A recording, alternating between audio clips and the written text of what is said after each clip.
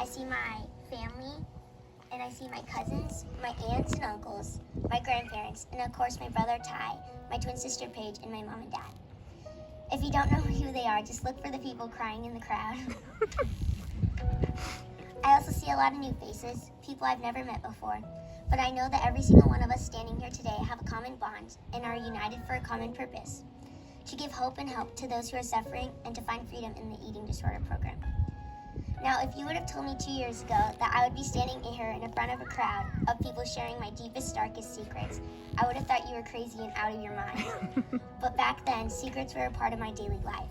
They were in my thoughts from the minute I woke up to the minute I fell asleep, and on most nights, they even crept into my dreams.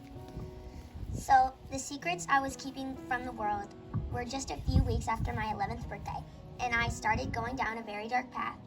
My secrets were telling me that this path would lead me to a place where all my achievements and dreams would finally come true.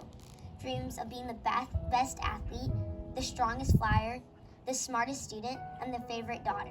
Right, Mom and Dad? And perfect in every possible way. But those dreams quickly turned into a nightmare. Although I looked happy and normal on the outside, anorexia was starting to take hold on the inside, and the secrets were growing deeper and darker. When the disease first started, it would tell me to maybe just skip a little breakfast, nibble on something small at lunch, or maybe rush to cheer practice without eating a snack. And I would do anything it took to create a diversion at dinner with my family. And that's where it started to get tricky. Family dinners have always been a big thing for my family. Every Sunday, my grandma and grandpa host Sunday night dinner with our entire family, all 20 of us, to gather around a big table and have an amazing dinner together. But family dinners didn't just stop on Sundays. Even on busy school nights, my mom and dad would always make sure we gathered around the kitchen table and shared a family meal. We would talk about our day, maybe tell little jokes, and hear my dad's crazy stories about his night at the fire station. But while everyone else was talking and laughing and enjoying their dinner, I was paralyzed in fear, staring at the meal in front of me. Having anorexia did not mean you don't eat. Anorexia is a voice constantly living inside of you and inside of your head telling you that you are not good enough. And those voices were growing louder and louder, and I was getting even sicker and sicker with each passing day. Restricting food, exercising nonstop, throwing away full meals at school when the teacher finally turned her back. I had even started doing the Forrest Gump when everyone else was walking somewhere. I was running. Might sound a little funny now, but it's sad and it's true. My eating disorder was killing me. No one knew what I was hiding, not even my friends, not my teammates, not my sisters, not my siblings, not even my parents, not the doctors my parents took me to when they were desperately trying to figure out what was going on, not even my best friend and my twin sister Paige.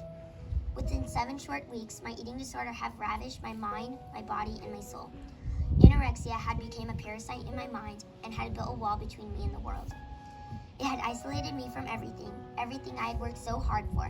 All the joy, all the strength, and all the fun and friendships I had made were from stolen from me. But there was something else happening. A war had broken out within my home. A war, good and evil, fight or flight, living and dying. My family waged war against the eating disorder. That was killing me. Eating disorders scream the loudest when they are dying. But my family was done. They were done trying to bargain with my eating disorder. They were not going to walk on eggshells any longer trying to pretend everything was okay. They were not going to let my screams, threats, and tears rage scare them away from what they needed to save my life. On January 9th, 2021, my parents made the toughest decision of their lives to save my life. On that day, my world came to a complete stop. I was pulled from school, cheer, my friends, my family, my pets, and was admitted to the Children's Hospital Eating Disorder Program. As Kaylin and so many others who helped me in the early days know, my eating disorder was not going down without a fight. My first few weeks in treatment were pure hell, kicking, crying, spitting, sorry about your couch, Dr. Harrington, but refusing everything, destroying anything, you name it, I did it. In the program, I met other girls who finally understood me, and they were quick to welcome me into the unit. Day after day, we listened to each other's stories and shared our secrets.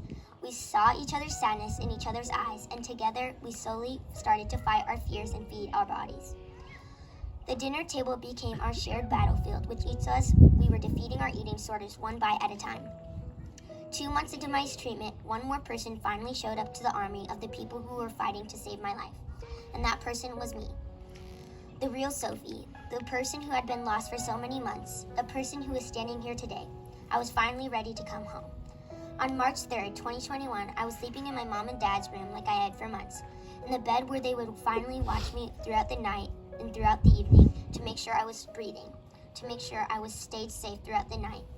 And at 12:13 a.m., I turned over to my mom, who was lying there awake, holding my hand, stroking my hair like she did every night, when I said, "Mom, I don't want to be sick anymore. I want to get better. I'm going to eat all my meals tomorrow at the hospital."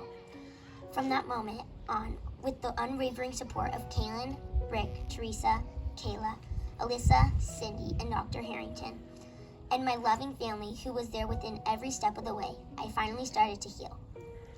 I found courage and wisdom I never knew I had. I learned how strong I was, and I found a way to rise to the challenge on the good days, and I learned how to rise above the challenges on the bad days. And now, standing here before you all today, I've learned that I have the power to use my voice, my story, and my recovery to help others that are suffering in silence. Unfortunately, there's no magic cure for anorexia. You cannot put a Band-Aid on it or give it a little shot and make sure and hope that it heals itself over a few days. Recovery from an eating disorder can take months and even some years for some.